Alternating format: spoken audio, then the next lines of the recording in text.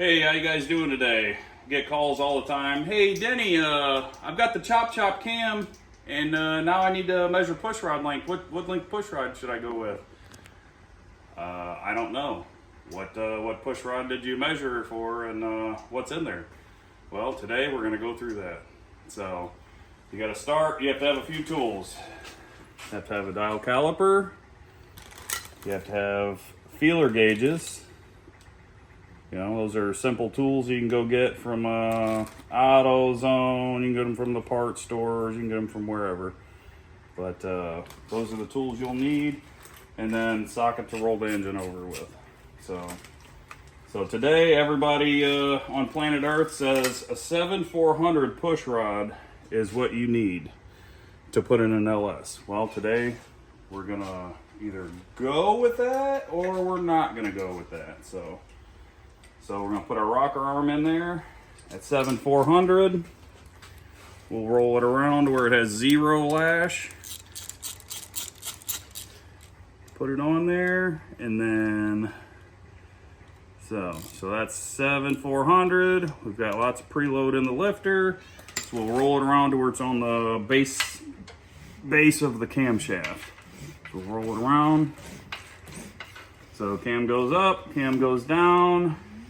We'll roll a little bit further. Now we're on the base of the lobe. So you got your camshaft lobe, and then you've got the base side. So you're on the back side of the camshaft there. So we're gonna go ahead and snug this guy up. All right. So now we're gonna see how much preload we have in there, or preload left. So we have basically no preload left in that lifter.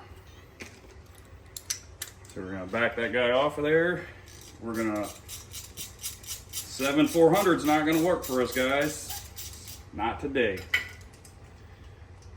You know, we're using primitive tools over here, ratchets and stuff. Everybody's got these electric tools.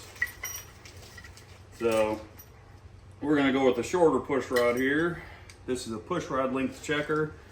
Basically, you thread it back and forth, lengthen, shorten. So put that guy in there. And what we're looking for is to do 0 lash. We're not trying to push that lifter down at all.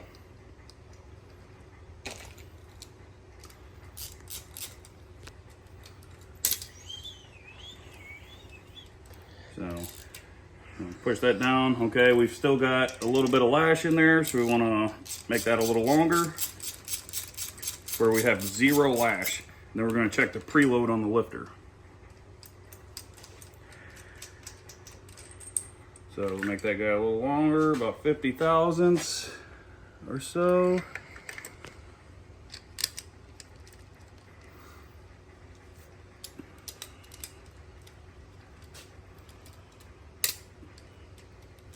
So there we go, tighten that guy down.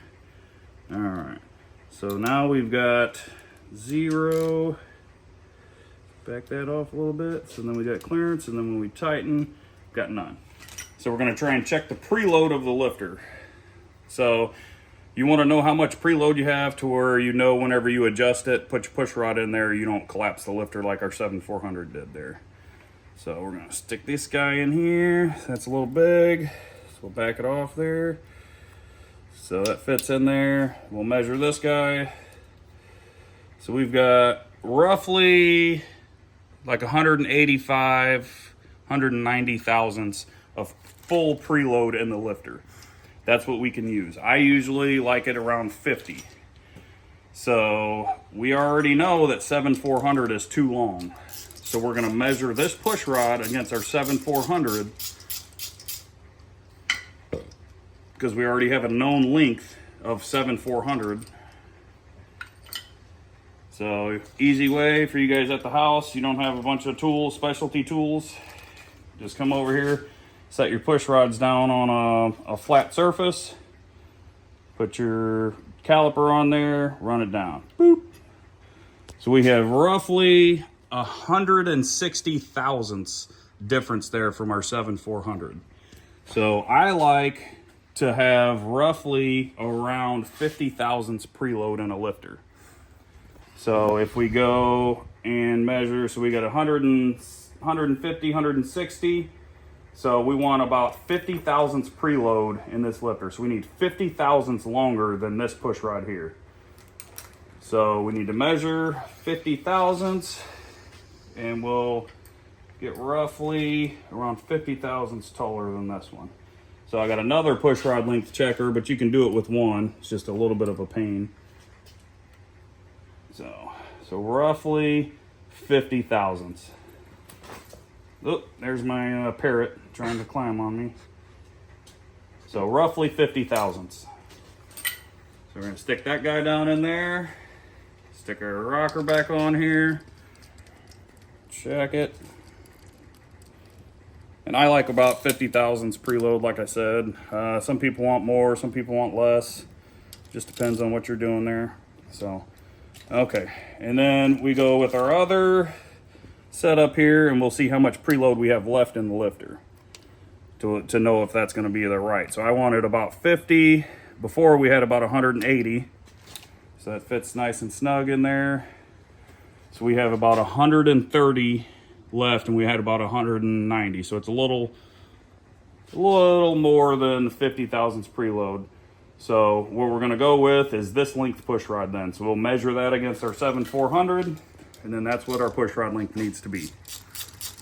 So I'm gonna go with the measurement there and say it's roughly around 7,300. If you needed an exact push rod length, it'd be like 7,325. So this is our 7,400.